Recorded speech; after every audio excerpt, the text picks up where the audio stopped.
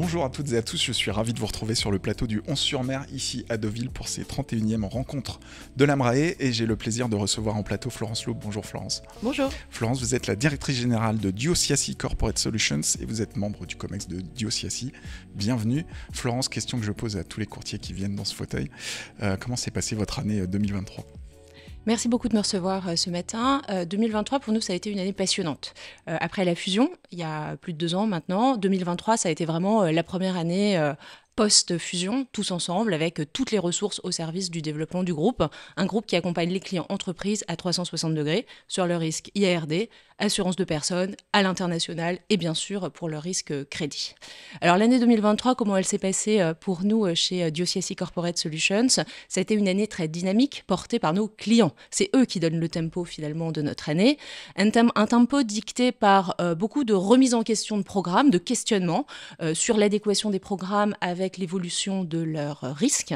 Une année également portée par beaucoup de projets chez nos clients, de nouvelles activités, de nouvelles implantations à l'international, de nouveaux sujets de risque sur lesquels on les a accompagnés avec beaucoup d'enthousiasme. Je pourrais citer par exemple le sujet du stockage des batteries, qui a été un grand travail sur lequel on a collaboré avec nos clients et les partenaires assureurs pour trouver des solutions pérennes sur ces sujets-là. Et une année également de développement, d'acquisition de nouveaux clients. Je pense que la proposition de Diociassi plaît aux entreprises, ETI, grandes entreprises, et donc partout en France, que ce soit à Paris ou dans tous nos bureaux régionaux, ça a été une année de croissance assez intense. Très bien. Question renouvellement 2024, comment s'est passée la période pour Diociassi ? Peut-être un mot de contexte déjà, les assureurs grands comptes vont maintenant bien depuis 3 ans. D'accord ? Ça les rend plus solides, plus sereins aussi sur leur portefeuille. On a donc retrouvé sur ce segment-là de l'appétit, de l'aisance, de la volonté de développement. A contrario, les assureurs middle market sont peut-être un peu plus mitigés sur leurs résultats ou leurs perspectives. Ils ont été quand même très marqués cette année par, bien sûr, les catastrophes naturelles, mais aussi les émeutes, ou encore un retour d'une sinistralité moyenne ou grave, plus intense que les années précédentes. Une fois qu'on a dit ça, ça veut dire quoi pour nos clients ? Je pense qu'on va vers un monde beaucoup plus polarisé entre des risques qui rentrent dans les guides de souscription des compagnies, et là, très clairement, il y a de l'appétit, il y a de la capacité, mais je crois qu'il ne faut pas trop se réjouir, parce qu'à côté de ça, il y a quand même tout un pan de nos clients, ou un pan de nouvelles activités de nos clients, pour lesquels le marché n'est pas si simple que ça. C'est des secteurs d'activité aujourd'hui qui ne trouvent plus preneurs, on pourrait parler du recyclage, on pourrait parler bien sûr des collectivités locales, et on pourrait aussi parler de toutes les nouvelles problématiques, de tout ce dont on parle toute la journée, la transition climatique, pour lesquels chaque nouveau projet, c'est quand même très souvent des travaux assez lourds de conviction des assureurs pour trouver des solutions d'assurabilité pérenne.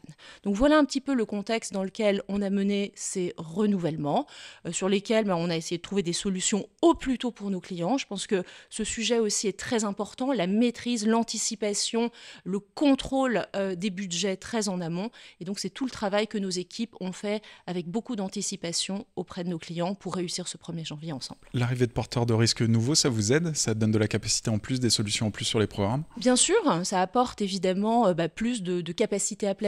On n'est plus dans les années où il nous manquait toujours quelques pourcents pour finaliser un placement.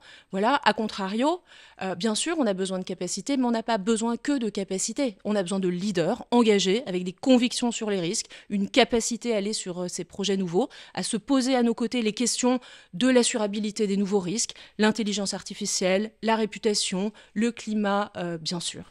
Le message est passé auprès des assureurs, merci.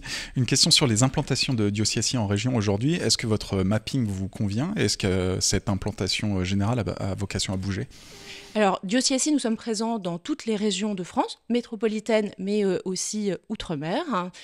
Alors moi, je dois dire que depuis 2 ans, chez Ciassi, ça fait partie de mes grandes fiertés, les régions. On est très présents, on a un modèle de développement qui est très singulier. Dans chacune de nos régions, on a un patron de région, on a un entrepreneur, avec une équipe très constituée qui est vraiment plénipotentiaire sur le développement de cette région. Mais au-delà de la carte régionale, les régions chez Diociassi, c'est aussi partout des spécialités et la capacité pour ces spécialités de rayonner nationalement. Et donc, c'est un peu cette double matrice qu'on a mis en place ensemble avec avec le Conseil des patrons de région depuis 2 ans maintenant, qui montre une très belle dynamique commerciale, mais surtout de très belles perspectives pour les collaborateurs, parce que désormais, chez Diosiassi, vous pouvez être installé partout en France, et c'est vrai aussi pour l'international, et avoir une carrière, pas seulement régionale, mais un vrai rayonnement national, voire international. Ok. Question appel d'offres maintenant. Est-ce que, vous l'avez dit, vos clients sont très actifs. Est-ce que pour autant vous montez sur tous les appels d'offres? Quelle est votre politique de sélection en la matière? Alors effectivement, je pense qu'on constate une structuration de plus importante du passage par l'appel d'offres pour beaucoup de clients, historiquement grands comptes, mais on voit également cette tendance se développer sur la population des entreprises de taille intermédiaire. Des appels d'offres d'ordre différent. Il y a des clients qui se posent la question sur la structuration de leur programme. Il y a des clients qui vont plutôt se focaliser sur le servicing. La qualité de service est plus que jamais au cœur des problématiques de notre profession pour les années à venir, dans un monde plus compliqué où projeter un programme à l'international, c'est aujourd'hui plus difficile, moins linéaire que ça n'a pu l'être sur les années précédentes. Donc on a des appels d'offres un peu plus multiformes et surtout des appels d'offres qui ne sont plus que assurance. Nos clients se posent des questions sur leur politique de risk management de façon plus globale. Je pense qu'ils ont besoin de se sentir rassurés sur la capacité à véritablement remettre le travail sur l'atelier systématiquement pour challenger le statu quo, mais aussi pour aller justement trouver de nouvelles solutions et être toujours au top de ce qui peut se faire pour la couverture de nos risques. Est-ce qu'on va sur tous les appels d'offres? Clairement non. La ressource aujourd'hui la plus précieuse chez Diosiassi, c'est le temps de nos collaborateurs. Ce temps, il faut qu'on le mette au service de nos clients, au service de cette valeur ajoutée. Nous, notre motto, c'est vraiment proximité et conseil. Donc, nos équipes regardent sur chaque appel d'offres si ça correspond à notre ADN, notre façon de travailler. Et en fonction de ça, là, pour le coup, on met une vraie task force en place pour produire aux clients la meilleure représentation de ce que Diosiassi peut leur proposer pour demain. Très bien. Un point M&A maintenant. Vous avez été quand même assez actif ces derniers mois, tant en France qu'à l'international. Est-ce qu'il y a encore d'autres projets de fusion-acquisition dans les tuyaux, d'autres cibles que vous regardez? Résolument oui. Nous avons lancé l'année dernière, et ça fait partie des sujets de grande activité de Diosiassi, de la construction de notre plan stratégique. Ce plan stratégique, il est constitué évidemment d'une croissance organique forte, mais aussi d'un renforcement via des acquisitions. Donc effectivement, nous sommes très actifs aujourd'hui sur ce volet-là, avec 2 angles d'approche. D'abord, c'est celui du renforcement à l'international. Nous, aujourd'hui, notre ambition, c'est de rayonner dans le monde entier, d'être capable d'accompagner nos clients partout dans le monde. On veut se renforcer dans des zones en particulier. Donc effectivement, nous regardons un certain nombre de pistes.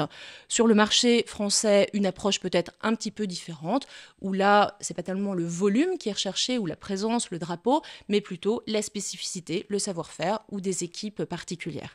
Et je crois à titre personnel fermement à cette singularité de Diosiassi, c'est-à-dire que au-delà du projet de rejoindre un grand groupe, c'est un projet d'entrepreneur. Et aujourd'hui, on le voit d'ailleurs, dans toutes nos régions, on est sollicité très régulièrement par des courtiers de proximité qui se disent tout seul aujourd'hui, je ne peux pas forcément accompagner mon client dans tous ces compartiments de jeu, et ils se rapprochent de nous pour avoir cette collaboration qui permet, eux, de garder le relationnel client, l'expertise qu'ils ont sur certains métiers, mais pouvoir le compléter par une gamme de produits et d'expertise plus importante. Très bien. Florence, pour terminer cet entretien, quelques perspectives de développement, lignes, produits, etc. Qu'est-ce qu'on peut vous souhaiter pour les 12-18 prochains mois ? Chez nous, le développement, on le vit sur chacune et chacun de nos segments. Là-dessus, évidemment, on va continuer à pousser sur tous les fronts. Peut-être que de façon plus spécifique, ce que je pourrais vous citer, c'est tous les travaux que l'on mène sur les sujets de transition climatique. Bien sûr, la transition climatique, c'est d'abord continuer à assurer l'assurabilité de nos clients dans le temps, mais c'est aussi beaucoup d'autres choses, et nous sommes de plus en plus sollicités par nos clients sur des prestations de conseil. D'ailleurs, les équipes Diosiassi ont choisi cette année de placer l'AMRAE 2024 sous le thème du conseil, et nous sommes venus avec tout le meilleur de ce que nos équipes sont en capacité de proposer à nos clients sur ce thème-là. Pour revenir sur le sujet climatique, c'est tout un travail sur de l'analytics, des scénarios, qui nous permet, avec nos clients, de préparer cette échéance CSRD 2025 avec des process robustes qui les servent quant à leur politique de risk management. Très bien, merci beaucoup Florence Loup d'avoir été notre invitée. Et moi, je vous donne rendez-vous tout au long de cette journée pour d'autres interviews.